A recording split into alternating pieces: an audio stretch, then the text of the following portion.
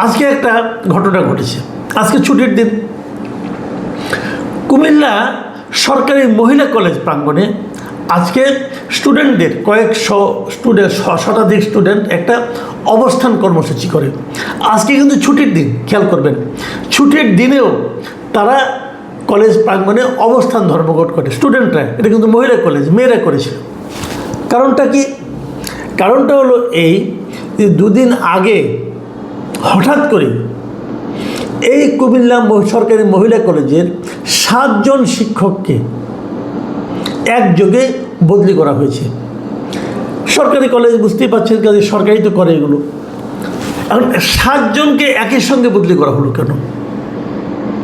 কারণটা আর কিছুই না, যে যে স্কুলে পরীক্ষার হলের সামনে পানি, কোমর পর্যন্ত পানি হয়ে গিয়েছিল, স্টুডেন্টরা কষ্ট করেছিল, তার মধ্যে সবচেয়ে বড় সমস্যা ছিল এই কুমিল্লা সরকারি মহিলা কলেজে। এবং এই কলেজের দৃশ্যগুলি বিভিন্ন পত্রপত্রিকায় এসেছিল। এবং এই কলেজের স্টুডেন্টদের সবচেয়ে বেশি ক্ষতি হয়েছিল, তাদের ছবি এসেছিল, তাদের বক্তব্য এসেছিল। এই অপরাধে, যে এই ধরনের ঘটনা ঘটতে দেওয়া হলো কেন, তার অপরাধে এই কলেজের উপাধ্যক্ষ, ভারপ্রাপ্ত অধ্যক্ষ সহ 7 জনকে এখান থেকে বদলি করে দেওয়া হয়েছে। কোথায় কোথায় বদলি করেছে আপনারা শুনলে বিস্মিত হবেন। যেমন কলেজের উপাধ্যক্ষ একেএম জহিরুল আলম, তাকে 14 গ্রামের চিউড়া সরকারি কলেজে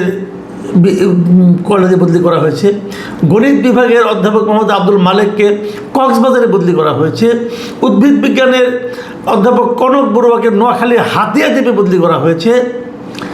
ইসলামের ইতিহাস ও সংস্কৃতি বিভাগের সহযোগী অধ্যাপক মোহাম্মদুল্লাহ মজুমদারকে লক্ষ্মীপুর সরকারি কলেজে বদলি করা হয়েছে। রাষ্ট্রবিজ্ঞান বিভাগের অধ্যাপক নূর মোহাম্মদকে ব্রাহ্মণবাড়িয়া বদলি করা হয়েছে।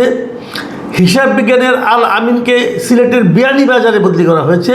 এবং ইংরেজি বিভাগের সহযোগী অধ্যাপক মোহাম্মদ মহসিনকে বদলি করা হয়েছে বরগুনা সরকারি কলেজে। মানে দেশের বিভিন্ন প্রান্তে, দূরবর্তী এলাকায় এদেরকে বদলি করা হয়েছে। বদলি সরকারি চাকরিগুলো তো হতেই হবে, এটা নিয়ে আমার কোনো বক্তব্য নেই। বদলি চাকরি বদলি করবে, তারা কোনো সমস্যা নেই। কিন্তু যখন একযোগে 7 জনকে পানিশমেন্ট ট্রান্সফার করা হয়, এই বদলিগুলি যে পানিশমেন্ট ট্রান্সফার, এটা নিয়ে যারা বদলি হয়েছেন তাদের মধ্যে আমার মনে হয় না যারা এই সরকারি চাকরি বুঝেন এবং যারা এই জায়গাগুলিকে চেনেন, তারা সবাই মানবেন যে এগুলি পানিশমেন্ট ট্রান্সফার। তো একযোগে একটা কলেজে 7 জনকে পানিশমেন্ট ট্রান্সফার করাটা হলো কেন? যদি পানি ওঠার কারণে হয়ে থাকে, তো পানি তো ওনারা বালতি দিয়ে ওঠায় নাই, জলাবদ্ধতার কারণে উঠেছে। জলাবদ্ধতার জন্য যারা দায়ী, আপনারা তাদের বিরুদ্ধে অ্যাকশন নেন। তা তো নেন নাই।